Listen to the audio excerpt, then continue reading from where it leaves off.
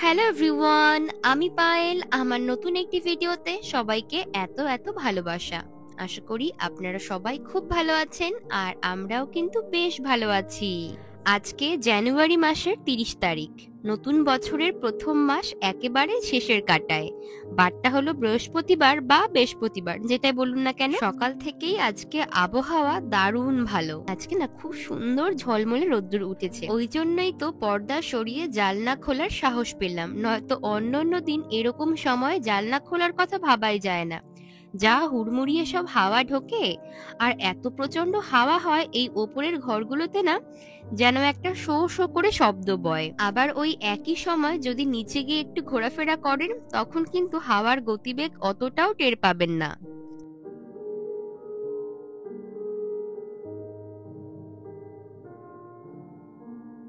আজকে না আমার তেমন কোনো রান্না বান্না নেই, ওই জন্যই তো সকাল সকাল স্নান সেরে নিয়েছি, স্নান করে পুজো দিয়েছি। আর এই যে তারিখটা সবসময় কাঞ্চন বদলে দেয়, সেটা আজকে ওই করেছে। যদিও স্নানের আগে আমি সকালে একটুখানি খিচুড়ি বসিয়েছিলাম, ওটাই এখন একবারে ব্রেকফাস্ট আর লাঞ্চের মাঝামাঝি সময় করব। বাইরের তাপমাত্রা এখন ওই 6 ডিগ্রি মতো, হাওয়া বইছে না বলে বেশ রোদ্দুর ঝলমলে চারিদিকটা দারুণ লাগছে দেখতে। আর খিচুড়ি সেটা যেহেতু অনেক সকালেই চাপিয়েছিলাম, ওই তো চটজলদি প্রেসার কুকারে করেছিলাম, 1 পট বলতে পারেন। তো তার জন্য অনেকটাই ঠান্ডা হয়ে গিয়েছে, ওটাকে আবার গরম করতে দিলাম। আর এখন এই মৌসুমটা যেহেতু স্ট্রবেরি সিজন, তাই জন্য না বাড়িতে সবসময় স্ট্রবেরি থাকছেই। আর আমি যেহেতু স্ট্রবেরি খেতে ভীষণ পছন্দ করি, তাই জন্য তো বাড়িতে স্ট্রবেরি কখনো ফুরোচ্ছেই না। বাজারে যে কোনো দরকারে গেলে এটা ওটার সঙ্গে সবসময় একটা বাকেট স্ট্রবেরি তুলে আনাই হচ্ছে। যদিও এটা না আমি আনিনি, এটা এনেছে আমার এক বান্ধবী, আমার বাড়িতে এসেছিল, তো তখন হাতে করে ও আমার জন্য এটা নিয়ে এসেছে। যারা আমার ভিডিও সেই প্রথম থেকে দেখছেন, তারা সকলেই আশা করি জানেন যে ফল খাওয়ার প্রতি আমি আর কাঞ্চন আমরা কতটা শৌখিন। তো সবসময় আমাদের এটা ওটা খাওয়া বাদ গেলেও ফল কিন্তু কখনোই খাওয়া বাদ পড়ে না। ওই জন্যে দুপুর বেলায় খাবারের পর যদি একটু ফল থাকে, তাও যদি সেটা আবার হয় পছন্দের, তাহলে তার কোনো কথাই নেই। সে যাই হোক, বিশাল বড় বড় সাইজের 3টে মতো স্ট্রবেরি আমি ভালো করে ধুয়ে নিয়েছি। দেখুন হাতটা পুরো জুড়ে রয়েছে, স্ট্রবেরিগুলো এতটাই বড়। বেশ অনেকটা সামনে থেকে ফেলে দিলাম, যেহেতু পাতাগুলো বেশ খানিকটা বিস্তৃত। এখন চলুন সবকটা ফল সুন্দর মতো অর্ধেক অর্ধেক করে কেটে খাবারের প্লেটের একপাশে সাজিয়ে নিই।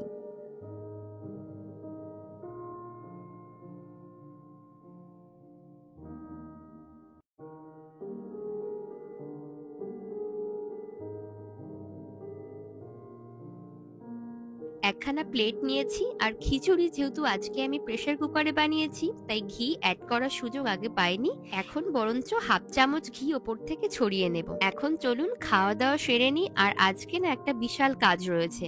ইন্ডিয়া থেকে যা যা জিনিসপত্র এনেছিলাম, সেই যে লাগেজ ব্যাগটা, ওটাকে আজকে খোলার কথা রয়েছে। যেহেতু রান্না বান্না কিছুই নেই, কোনো কাজও নেই, তাই জন্যই গোটা লাগেজ ব্যাগখানাকে আজকে খুলে নিয়ে বসলাম। আর চলুন এই সুযোগে আপনাদেরকে দেখিয়ে দিই এবছর ভারতবর্ষ থেকে জাপান ফিরে আসার সময় আমি সঙ্গে করে কি কি প্রয়োজনীয় জিনিসপত্র নিয়ে এসেছি। পুজোর জন্য এদেশেও ধূপকাঠি কিনতে পাওয়া যায়, তবে সেগুলোর অনেক দাম, তাছাড়া পছন্দের সুগন্ধগুলো পাওয়া যায় না। তো এই কারণে প্রত্যেক বছর আমি চেষ্টা করি অনেক অনেক ধূপকাঠি আনার। এই যে একটা ব্যাগ ভরে ধূপকাঠি এনেছি। আর এই যে আমার বান্ধবীরা না আমাকে এবছর বেশ কয়েকটা জিনিসপত্র গিফট করেছে, যার মধ্যে একটা রয়েছে ডিনার সেট। যদিও এর সঙ্গে আরো কয়েকটা জিনিস ছিল, তবে ব্যাগ বেশি ভারী হয়ে যাবার কারণে সবকিছু না আমি এনে উঠতে পারিনি। আর এই যে এটা হলো মায়ের বানানো গুড়, আম, ভাজা মশলার আচার, মিষ্টি আচার, সঙ্গে দুটো ঘিও এনেছি। জলপাই, আম আর রসুনের স্পেশাল আচার আমার মায়ের বানানো, ওই যে দেখেছিলেন না আগের একটা ভিডিওতে, সেটাও এনেছি। এটা দিয়ে না মুড়ি মেখে খেতে, কিংবা মাঝে মাঝে মুখে একদম রুচি না থাকলে খেতে দারুণ লাগে। সঙ্গে এনেছি এই যে এবছরের বিশেষ গুড়, খেজুরের গুড়। শীতকাল ছাড়া তাদের তো দেখাই পাওয়া যায় না, তাই সঙ্গে করে 3টে মতো পাটালি গুড় নিয়ে এসেছি। এইরকম এয়ার টাইট বক্সে পেপারে মুড়ে ফ্রিজে রাখলে এটা না বেশ কয়েকদিন থেকে যাবে। মাঝে মাঝে ইচ্ছা হলে পিঠে পুলি পায়েসে ব্যবহার করতে পারবো। কাঁসার থালা, গ্লাস, বাটি সেগুলো তো আগে থেকেই রয়েছে আমার বাড়িতে, তবে এবছর এগুলো নতুন করে আনা হয়েছে। আগের বাটিগুলোর ধারটা মসৃণ, আর এটার যেহেতু ঢেউ খেলানো তাই জন্য আমার এটা বেশি পছন্দ। ওই জন্যই তো এরকম খাঁচকাটা ঢেউ খেলানো বাটি এনেছি সঙ্গে করে বেশ কয়েকটা। আগেরবার লক্ষ্মী পুজোর সময় আপনারা অনেকেই বলেছিলেন দেশে আম্রপল্লব পাওয়া যায় পিতল কিংবা কাঁসার, তো আপনাদের কথা মতো এবছর সঙ্গে করে এটা এনেছি। একটা চন্দন কাঠ মা দিয়ে দিয়েছে। আর এবছর আপনাদের কথা মতো আমি তুলসী মঞ্জুরও এনেছি। এদেশের বাজারগুলোতে সচরাচর ওই কালো কিশমিশটাই বেশি পাওয়া যায়, তো তার জন্য দেশি কিশমিশ এনেছি। সঙ্গে এনেছি 1 প্যাকেট মতো দেশি চালের মুড়ি। জিরে গুঁড়ো তো আমি বাড়িতেও বানাতে পারি, কিন্তু মায়ের মন সে তো মানে না, তাই জন্য মা আমাকে এক্সট্রা করে একটুখানি জিরে গুঁড়ো বানিয়ে দিয়েছে। একটা লোকনাথ ঠাকুরের ছোট্ট মূর্তি এনেছি। আর জানেন তো, প্রত্যেক বছর এই ঠাকুর ও ঠাকুর সবাইকে একে একে আনার সুবাদে আমার ঠাকুর ঘরটা ধীরে ধীরে একেবারে ঠাকুরে ঠাকুরে উজ্জ্বল হয়ে উঠেছে। আপনারা সবাই তো জানেন এই যে ডিনার সেট, কাপ, প্লেট, থালা, সে তো এইসব দেশেও পাওয়া যায়, কিন্তু ওই যে বান্ধবীরা ভালোবেসে দিয়েছে তাই না এনে কি থাকা যায়। আর এই যে সুন্দর জিনিসখানা দেখতে পাচ্ছেন, এটা না কে যে দিয়েছে তা আমি নিজেও জানি না। আমার হয়তো কোনো একজন শুভাকাঙ্ক্ষী বা সাবস্ক্রাইবার উনি এটা পাঠিয়েছেন, তবে তার নামটা না তিনি উল্লেখ করেননি। যাই হোক, এত সুন্দর একখানা জিনিস যিনি পাঠিয়েছেন তাকে অসংখ্য ধন্যবাদ। এবার চলুন, এই যে এবছর যতগুলো শাড়ি এনেছি তার মধ্যে বেশিরভাগটাই উপহারে পাওয়া। যদিও সবটাই আমার নিজের মানুষরাই উপহার দিয়েছেন, তাই তাদের নামটা আর নাই বা বললাম। যদিও এই হ্যান্ডলুম খানা আমি নিজেই কিনেছি। দোকানে যাবার পর এই শাড়ির রংখানা আমার চোখটাকে একেবারে ছানা বড়া করে দিয়েছিল। এখানে যদিও এই শাড়ির রংখানা সঠিকভাবে বোঝা যাচ্ছে না, যখন পরবো তখন আশা করি কিছুটা বুঝতে পারবেন। পাটটাও ভারী সুন্দর, আর এত সুন্দর নরম শাড়িটা ব্লাউজ খানাও দর্জি কাকিমা খুব সুন্দর করে বানিয়ে দিয়েছেন। আমার তো দারুণ পছন্দ হয়েছে। এটা ওই চালের গুঁড়োর সাথে হালকা হলুদ মেশালে যে রংটা আসবে, পুরোপুরি ডগডগে হলুদ না হলেও কিছুটা কাঁচা হলুদ আর ওই যে সবুজ রঙের মিশ্রণ বলা যায়। এখানেও না রংটা ভালো করে বোঝার উপায় নেই। আসলে ক্যামেরাতে হয়তো শাড়ি বা চুড়িদার বা যে কোনো জিনিসের রংটা আসলে কেমন সেটা খুব একটা বোঝা যায় না। এটার সঙ্গে একটা ব্লাউজ রয়েছে, প্রত্যেকটা শাড়ির সঙ্গে সুন্দর করে ব্লাউজ এবং পিকো করা হয়েছে।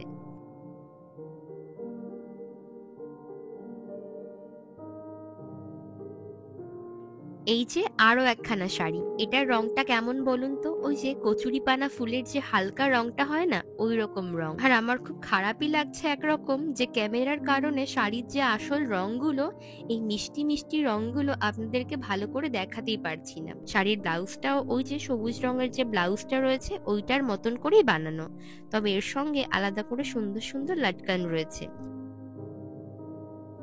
এবছর আমার ঝুলিতে অনেক হালকা রঙের শাড়ি রয়েছে। আগে যদিও এত হালকা রঙের শাড়ি আমি খুব একটা পরিনি। সবসময় চাইতাম, যেহেতু সারা বছর শাড়ি পরা হয় না, মাঝে মধ্যেই 2-1বার শাড়ি পরা হয়, তাই জন্য এমন সব শাড়ি পরবো যেগুলো ভীষণ চকচকে রঙের, পরলে একেবারে ওই যে বলে না কথায় উড়ে যাব, ওই রকম শাড়ি। এই একখানা শাড়ি, এটাও না খুব সুন্দর, তবে এটারও হালকা রং রয়েছে, যদিও পাড়ের দিকটা আর আঁচলের দিকটা রয়েছে গাঢ় রং। সুন্দর সোনালী রঙের কাজ করা রয়েছে। এটার পাড়টা ভীষণ সুন্দর, ওই যে হাতি, ময়ূর, বরযাত্রী সবকিছুর একেবারে সংমিশ্রণ। সারা শাড়ি জুড়ে এরকম ছোট্ট ছোট্ট বুটি দেয়া রয়েছে। এই শাড়িখানার রংটাও যথেষ্ট হালকা, কিন্তু এখানে একটু বেশি গাঢ় লাগছে। সামনে থেকে দেখলে বুঝতে পারতেন ভেতরের এই যে হালকা বেবি পিঙ্ক কালারটা, এটা ভীষণই হালকা। আর প্রত্যেকটা শাড়ি না আমি এবছর পিকো করে এনেছি, তার সঙ্গে পাড় লাগিয়ে এনেছি। আর ওই যে ব্লাউজগুলো সবকটার সঙ্গে ম্যাচিং করে বানানো রয়েছে, যদিও প্রত্যেকটা ব্লাউজ একই রকম স্টাইলে নয়। এটা ভীষণ সফট। আমার সবথেকে ভালো লেগেছিল ওই যে পাড়ের ওপর দিকটায় সুতো ওঠানোর যে স্টাইলটা, এটা ভীষণ ভালো লেগেছিল। সামনে থেকে দেখতে না এটা আরো সুন্দর। দাঁড়ান, এটাকে এখন ভাঁজ করে রাখি। প্রত্যেকটা শাড়ি খুব যত্ন করে গুছিয়ে রাখতে হবে। সুযোগ পেলে এগুলোকে সব একে একে পরবো তখন। আর এই শাড়িখানা তো আপনারা আগেই ছোট্ট একটা রিলস ভিডিওতে দেখেছিলেন। এটার রংটাও একেবারে খাসা। আমার ভীষণ পছন্দ হয়েছে প্রত্যেকটা শাড়ি। এবছর যতগুলো শাড়ি আনা হয়েছে তাদের মধ্যে সবথেকে ভাইব্রেন্ট কালারের শাড়ি হলো এটা। যেমন এটার ব্লাউজের রং, তেমনি রয়েছে বডির কালার। প্রচন্ড চকচকে একটা কালার রয়েছে শাড়িটার। যেদিন পরবো হয়তো সবার মাঝখান থেকে আমাকে খুঁজে বের করে ফেলা যাবে। এছাড়াও আরো বেশ কয়েকটা শাড়ি এনেছি, যদিও সেগুলো আমি আগেও পরেছি। মায়ের শাড়ি সেগুলো আগেও পরেছি। শাড়ির মারগুলো নষ্ট হয়ে গিয়েছিল, তাই মা আবার নতুন করে ভালো করে ধুয়ে আয়রন করে পাঠিয়েছে আমার কাছে। এখন চলুন শাড়িগুলো গুছিয়ে রাখি। আর এই যে জগন্নাথ মূর্তিখানা মা আমার জন্য প্রায় 3.5 বছর মতো আগে একবার পুরীতে গিয়েছিল। যদিও প্রত্যেক বছরই পুরীতে যায় মা বাবা, তো মা এই ঠাকুরখানা আমার জন্য নিয়ে এসেছিল। গতবারই আনার কথা ছিল, কিন্তু সে বছর হয়তো ঠাকুর আমার সঙ্গে আসতে চায়নি, তাই আসতে পারেনি। এক কথায় এনারা দুজন এবছর আমার ঠাকুর ঘরটাকে একেবারে উজ্জ্বল করে দেবেন। নতুন বছরে এনারাই হলেন আমার প্রাপ্তি। আর এই যে এই বছর কিছু আর্টিফিশিয়াল গয়না এনেছি। সবসময় তো সোনার গয়না পরলে আসলে ভালোও লাগে না, আর পরার সুযোগও হয় না। তবে এইরকম কিছু জুয়েলারি থাকলে ঘুরিয়ে ফিরিয়ে নানান রকম স্টাইলিং করা যায়। এগুলো সবই আমি ভীষণ অল্প দামে অনলাইন থেকে নিয়েছি। দেখতে খুব সুন্দর, দাম হিসাবে এগুলোর কোয়ালিটি যথেষ্ট ভালো পেয়েছি। এই যে আগের যে মাল্টি কালার জুয়েলারিখানা দেখলেন, ওটার আগে এটা নেয়া। এটার নিচে ছোট্ট ছোট্ট পুঁথি বসানো রয়েছে, আর এই পুঁথিগুলোর কারণেই মালাটাকে বেশি ভালো লাগছে দেখতে। আর এর সঙ্গে জানেন তো ছোট্ট ছোট্ট ইয়ার টপ রয়েছে।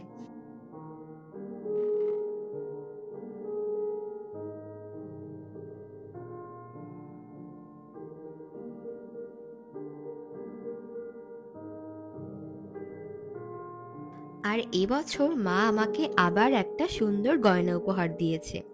যদিও এই গয়নাটা মা আমাকে দিয়েছে মায়ের গয়নার ঝুলি থেকে।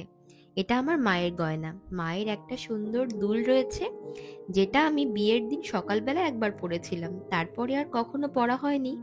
মা আমাকে বহুবার দিতে চেয়েছে কানের দুলখানা, কিন্তু আমি আজ নেব কাল নেব নেব করে মাকে শুধু ঘুরিয়ে এসেছি। অবশেষে এবছর আমি কানের দুলটি নিয়েছি মায়ের থেকে। মায়ের আশীর্বাদ হিসাবে এটা সারা জীবন আমার কাছে রয়ে যাবে। এই দুলখানার সব থেকে সুন্দর দিকটা হচ্ছে এই নিচের ঝালরগুলো। মোট 9টা মতো বল নিচে রয়েছে। খুব ছোট্ট ছোট্ট নিখুঁত এই বলগুলোর কারণেই দুলগুলোর শোভা যেন আরো বৃদ্ধি পেয়েছে।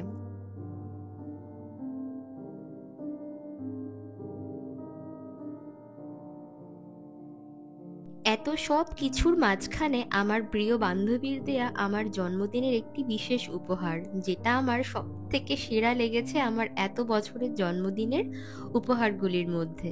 ভীষণ স্মৃতিতে মোড়া এই উপহারখানা আমার তো ভীষণ পছন্দ হয়েছে। নিজের মনের বেশ সুন্দর কিছু কথাও পাশে লেখা রয়েছে। ওই যে আর জানুয়ারি 19 তারিখে আমার জন্মদিন, যে সেটাও সুন্দর করে হার্ট করা রয়েছে। আবার নিচের দিকটায় বেশ বড় বড় করে লেখা রয়েছে হ্যাপি বার্থডে পায়েল। আমি যদি কখনো ভুলেও যাই আমার জন্মদিনের কথা, এই স্মৃতিটুকুনি আমাকে মনে করিয়ে দেবে সেদিন আমার জন্মদিন।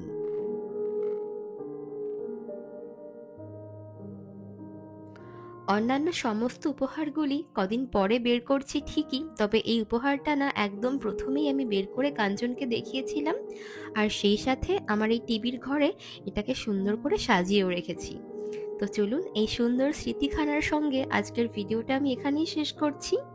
ভালো লাগলে লাইক, কমেন্ট, শেয়ার আর সাবস্ক্রাইব করতে কিন্তু একদম ভুলবেন না। আর প্লিজ আমার ফেসবুক পেজটিও ফলো করে দেবেন। দেখা হচ্ছে পরবর্তী নতুন কোনো ভিডিওতে।